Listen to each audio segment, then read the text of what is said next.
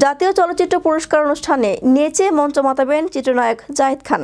বিষয়টি নিশ্চিত করেছেন জাহিদ খান নিজেই। এর আগে মঞ্চে ডিগবাজি দিয়ে বেশ আলোচনায় আসেন তিনি। এবার অবশ্য নাচের জন্য অনুশীলন করেছেন জাহিদ খান। বিস্তারিত থাকছে ডেস্ক রিপোর্টে। ওরা 11 জন খ্যাতনায়ক খসরুর অভিনয় করা কালজয়ী গান ওরে ও প্রাণের রাজা এবং রোজিনার বিখ্যাত অবিচার সিনেমার ছেড়োনা ছেড়োনা হাত গান দুটিতে নাচবেন জাহিদ খান। রোববার বিষয়টি জাহিদ খান নিজেই নিশ্চিত করেছেন। গণমাধ্যমকে তিনি বলেন, খসরু ভাই ও রোজিনা আপার সম্মানে তাদের বিখ্যাত দুটি গানে আমি নাচতে যাচ্ছি, যা আমার জন্য সৌভাগ্য।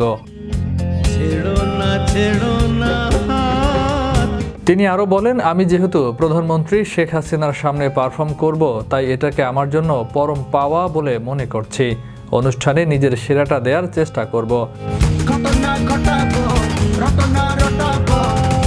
আমার সঙ্গে পারফর্ম করবে চিত্রনায়িকা আঁচল। গত বছরও জাতীয় চলচ্চিত্র পুরস্কার অনুষ্ঠানে প্রধানমন্ত্রী শেখ হাসিনার সামনে নেচেছিলেন জাহিদ খান। তার নাচের কিছু কিছু ভিডিও ক্লিপস সামাজিক যোগাযোগ মাধ্যমে ছড়িয়ে পড়েছিল। জাহিদের প্রত্যাশা, তার নাচ দেখে এবারও মেতে উঠবেন সবাই। কিছুদিন আগে জাতীয় চলচ্চিত্র পুরস্কার ঘোষণা করেছে তথ্য সম্প্রচার মন্ত্রণালয়। 2022 সালে চলচ্চিত্রের বিভিন্ন ক্ষেত্রে বিশেষ অবদান রাখায় 27 ক্যাটাগরিতে 32টি পুরস্কার দেওয়া হবে। আগামী 14 নভেম্বর বিজয়ীদের হাতে পুরস্কার তুলে দেবেন প্রধানমন্ত্রী শেখ হাসিনা। বঙ্গবন্ধু আন্তর্জাতিক সম্মেলন কেন্দ্রে অনুষ্ঠিতব্য এই অনুষ্ঠানের উপস্থাপনা করবেন চিত্রনায়ক ফেরদৌস ও চিত্রনায়িকা পূর্ণিমা। 2022 সালে আজীবন সম্মাননায় ভূষিত হয়েছেন অভিনেতা খসরু ও অভিনেত্রী রোজিনা।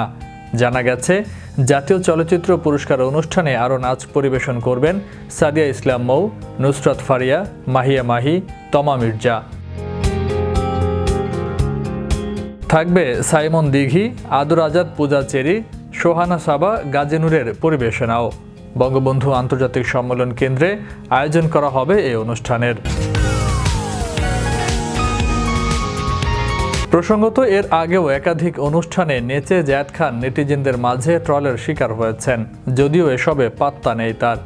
কিছুদিন আগে একটি রিয়েলিটি শোর মঞ্চে ডিগবাজিতে ব্যাপক ভাইরাল হয়েছেন জাহিদ খান।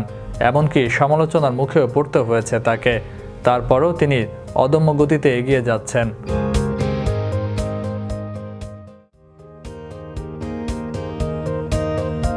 বিশ্ব বাংলা 24 বিনোদন ডেস্ক।